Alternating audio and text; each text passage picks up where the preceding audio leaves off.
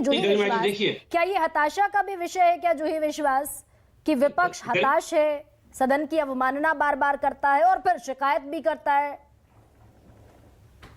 जी गरिमा जी, पहली बात तो मैं ये कहना चाहूंगी, देखिए 24 घंटे से ज्यादा वक्त बीत गया, ना इस मुद्दे पे हम गृह मंत्री का एक भी बयान, ना प्रधानमंत्री जी का एक भी बयान सामने आया।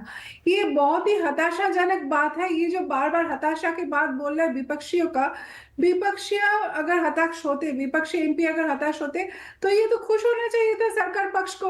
वो इतना सशक्त है, इतना देश से जुड़ा हुआ है, लोगों से कनेक्ट है, तो उनको इतना डर किस बात का है?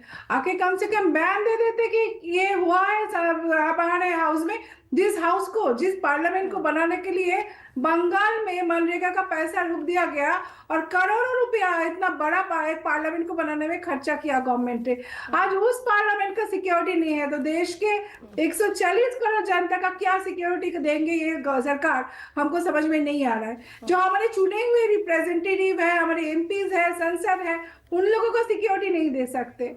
अगर विपक्ष हताश है तो आप लोगों को वर्ड बैन करना क्यों पड़ा? बहुत सारे शब्द आपने बैन किया है पार्लियामेंट में, क्यों करना पड़ा?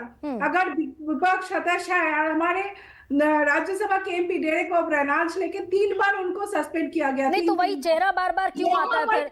सवाल ये भी है ना जूही विश्वास कि सिर्फ डेरेक ओब्रायन का सस्पेंशन होता है। एक सेकंड, आपने कहा कि 3 बार, ठीक बात है, 3 बार सस्पेंशन हुआ उनका, लेकिन सिर्फ डेरेक ओब्रायन ही क्यों? वही तो मैं बोल रही हूँ गरिमा जी, मैं उसी मुद्दे में आ रही हूँ। आपने महामंत्री को इतने जबरदस्त अपने कार्रवाई किए हैं, अगर उन्होंने लॉगिन क्रेडेंशियल शेयर किया है दूसरी के साथ तो आपने निकाल दिया पार्लियामेंट से। लेकिन आपके जो एमपी, जो ये सिम्हा जी, जो ये पास इशू किया है, जिनको ना जानते हैं ना पहचानते हैं, उनके नाम पे पास इशू कर दिया है, तो उसके खिलाफ आप क्यों नहीं एक्सपेंड कर रहे हैं? उनको क्यों नहीं निकाल रहे बाहर उनको संसद से?